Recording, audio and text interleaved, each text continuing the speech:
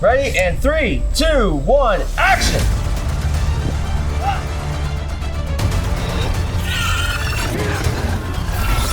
And ready, and boat.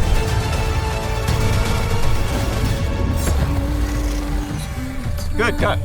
To feel these feelings like I do.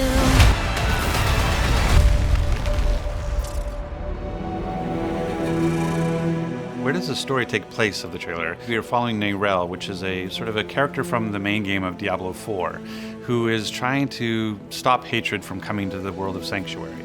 And in order to do that, she has to sort of capture the Lord of Hatred, Mephisto, inside of a soul stone to try to imprison him forever. And the game ends with her on that quest, but you never really see where that goes.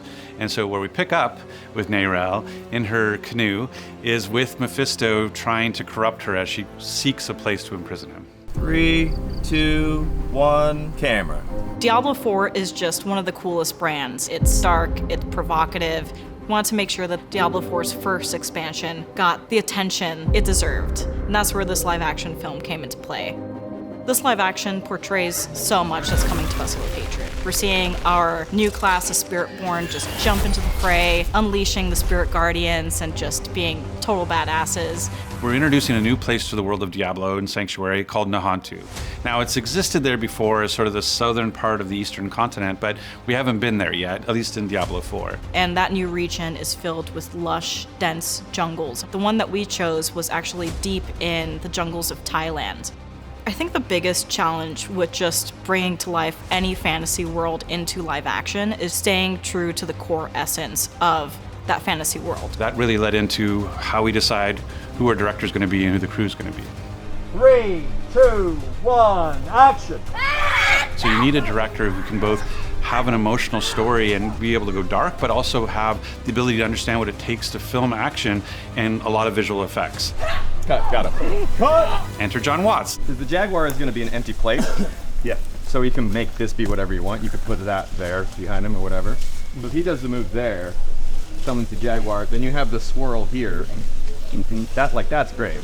Working with Jon has been incredible. He's a fan of Diablo, which just made the connection really natural. He understood the game and where we want to take the brand with this piece. When you see from the Spider-Man films the ability to direct action, to deal with visual effects, and then also just his body of work and that he's a storyteller, that we knew that he could go to this darker place to film that the Neyrelle Mephisto interaction. And then of course it's just like who he has with him. All right, guys, rehearsal's up. A little more smoke on the set, please. The caliber of talent that we had for this live action film was just incredible. Prim, who plays Neyrelle, she has such dynamic range that she brought to the table. It was definitely hard to get the performance to be on point, and the intensity of the emotion was going to be super powerful. But I think like in the end, we got it. His stunt coordinator is phenomenal. The way that they were able to coordinate all the martial arts actions, like Jackson was a stunt double for Captain America and Black Panther, and so we were able to get really cool, authentic looking action in a really dynamic way. On action, she's gonna hit the ground,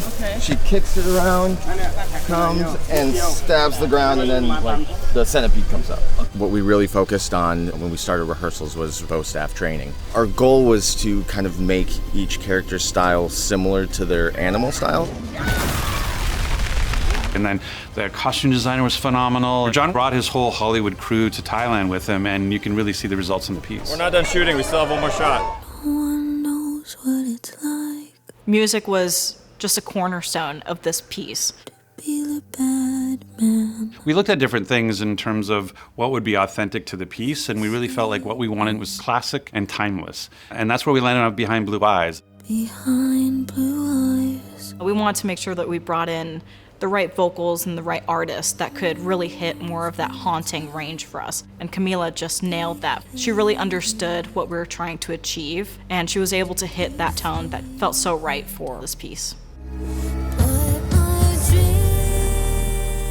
Part of the reason I was so excited about collaborating with Diablo was because the lyrics of the song really spoke to me, and Diablo being a dark fantasy game, that theme of good and evil and trying to protect and preserve the good in yourself and humanity, it's just like an eternal theme.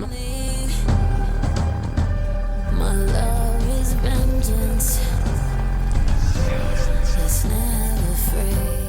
Diablo is all about fulfilling your power fantasy. The reason you play Diablo is because you want to be that barbarian, you want to be that sorcerer, you want to be that thing that goes off and destroys demons and sends them back to hell. And so here you get to see a new type of power fantasy, the Spiritborn. We've got a new class, a new region to explore, more ways to play with your friends. Now is the perfect time to jump in.